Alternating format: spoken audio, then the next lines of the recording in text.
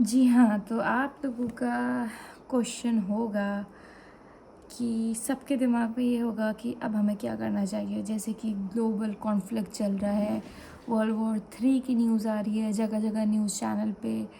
Iran और US, Israel and all this stuff is being talked about. अब हमें क्या लेना चाहिए, हमारा लाइक एज अ ट्रेडर हमें और एज अ इन्वेस्टर हमें क्या अपनी पोजीशंस एग्ज़िट करनी चाहिए, और जो हम पे अवेलेबल फंड्स हैं उनको अभी बचा के रखना चाहिए, एंट्रीज़ का क्या करना है क्या नहीं। और बहुत सारे लोगों का जहाँ तक मुझे लगता है एजम्पशन यही होगा कि मार्केट गिरेगी, बहुत ज़्यादा गिरेगी, अनदर क्रैश इज़ कमिंग। तो देखिए, एक चीज़ तो सिंपल है कि मार्केट साइकिल्स में वर्क करती है, वी ऑल नो दिस। और क्रैश ना होना अगर हुआ भी तो it's part of the cycle, ठीक है। और अप्स एंड डाउन्स आते रहते हैं, कभी कंसोलिडेशन होता है, कभी डाउन ट्रेंड होता है, कभी अप ट्रेंड होता है।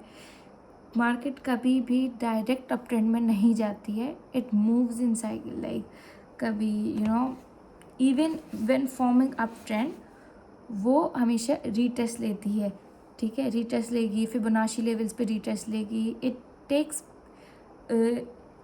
इट टेक्स सम टाइम, वो हमेशा कभी भी डायरेक्टली ऐसे नहीं जाती। इट रीटेस्ट, वो एक रीटेस्ट साइकिल में जाती है।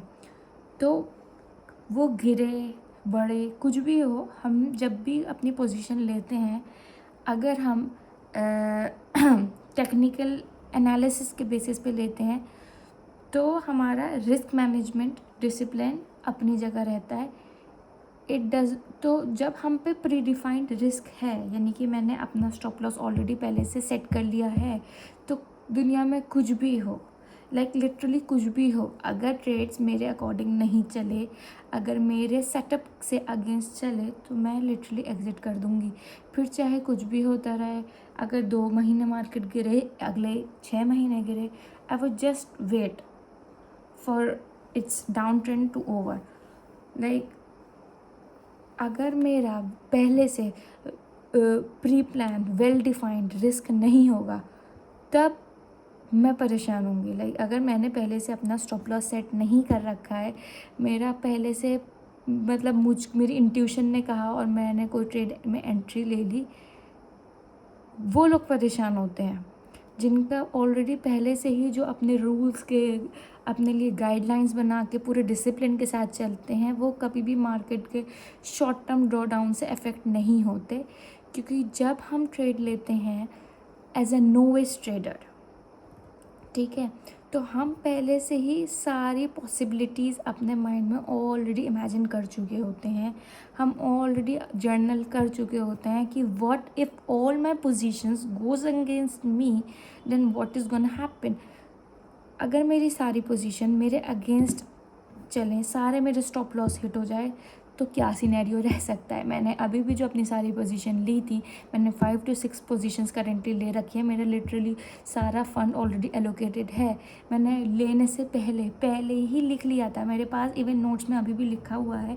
अगर मेरा मान लो 6% मेरा स्टॉप लॉस है, 6% का स्टॉप लॉस है, 5 to 6% का टच होता है, तो मेरा कितना अमाउंट लूज़ करूँगी। I have already prepared my self mentally. So if that happens in case, I'm not worried because it's all part of the market cycle. और हमारा जो फोकस है, मेरा जो फोकस रहता है वो है longer term trend. Like longer term means, क्योंकि एज अ ट्रेडर इट्स ऐसा नहीं होता है कि मेरे सारे विनिंग स्ट्रीक चले until and unless it's like that market bullish है बहुत ज़्यादा, बट ऐसा तो नहीं होता ना, हर साल ऐसा नहीं होता है। कोरोना के बाद भले ही हुआ था, बट इट्स नॉट नेसेसरी कि आपको हर साल बुल मार्केट मिले। तो मेरा पहले से ही सब कुछ था। और एक और चीज़, जब हम लेते हैं तो हम हर ट्रेड पे 2% risk of the total capital उससे ऊपर नहीं लेते।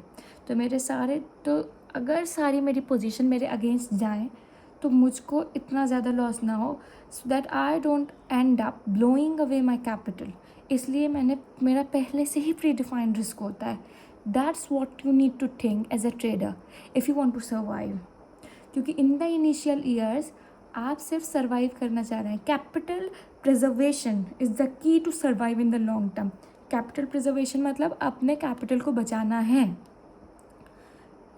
स्टॉप लॉस हिट होता है। स्टॉप लॉस कौन सा एरिया होता है? स्टॉप लॉस वो एक प्राइस पॉइंट है, या वो एक जोन है, या वो एक लेवल है।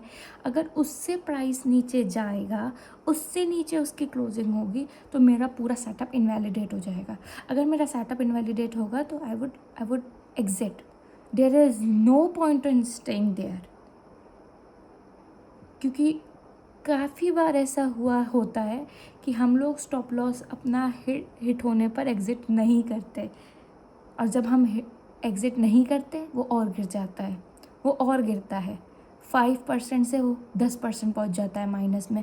फिर हम क्या करते हैं? हम उम्मीद करते हैं, we live in a hope, we are hoping for the price to come to us, to reverse, but it rarely happens, and we end up blowing up most of our capital, and then we are doing revenge trading, and we are so much sad, and then we start blaming the markets when they are not to be blamed.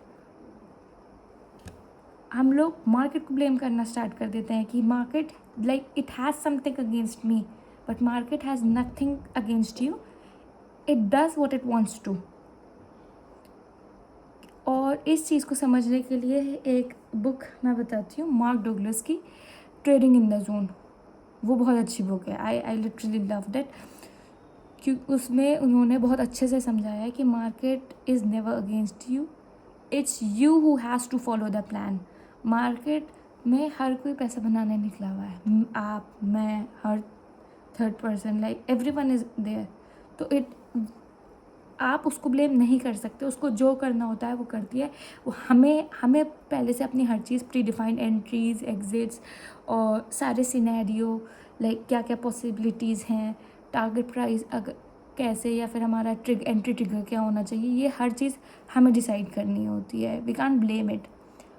तो वही चीज़ मैं simple कहूँगी, risk management and discipline, and emotions में आके कोई भी decision ना लें।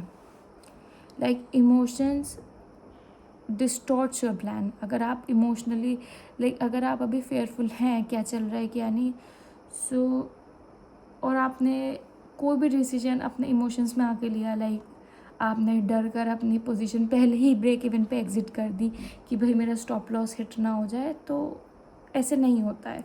आपको हर चीज़ देखकर पहले से ही प्लान करके चलनी पड़ती है। बाय बाय, अगली वीडियो में मिलते हैं।